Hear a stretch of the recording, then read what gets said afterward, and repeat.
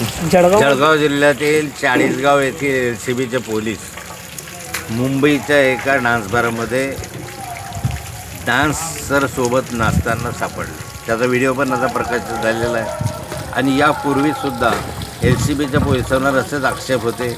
या ठिकाणी ड्रग प्रकरणामध्ये इथला आव्हाड नावाचा इन्स्पेक्टर अडकलेला होता. त्याच्यावर कुठलीही कार्यवाही त्या ठिकाणी झाली नाही, त्याची बदली करण्यात आली.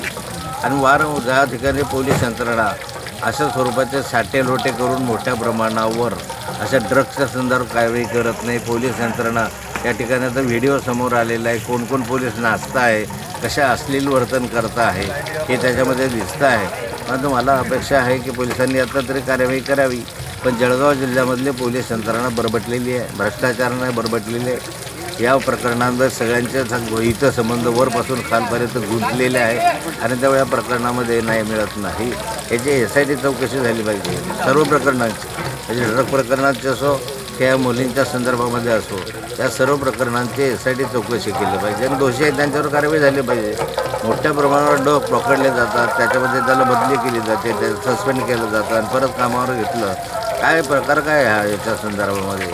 आणि अशाच जळगाव जिल्हा आज हा ड्रग्सचा अड्डा झालेला आहे. या दरोडेखोर मोठ्या प्रमाणावर माजलेले आहे. अवैध अशा स्वरूपाचे सगळे धंद्यांना ऊत आलेला आहे. पोलीस यंत्रणा फक्त हप्ते घेण्यामध्ये मशगूल आहे. पोलीस त्याच्यावर कुठलीही कारवाई करत नाही. DSP या संदर्भामध्ये कठोर कारवाई करण्यावर राजनैतिक दबावामुळे दबावत नाही. त्यावेळेला संपूर्ण प्रकरणाची SIT चौकशी करावी अशी मागणी माझी गृह खात्याकडे मी केलेली आहे, करणार आहे.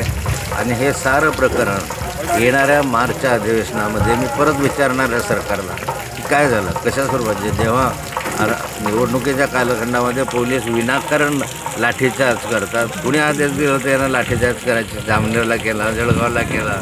आता मोठ्या प्रमाणावर निरपराध नागरिकांवर लाठीचार्ज करणं, एक दहशत वातावरण करणं, हेच लाठीचार्ज अशा स्वरूपाचं दहशतीचं वातावरण गुन्हेगारांवर करा ना.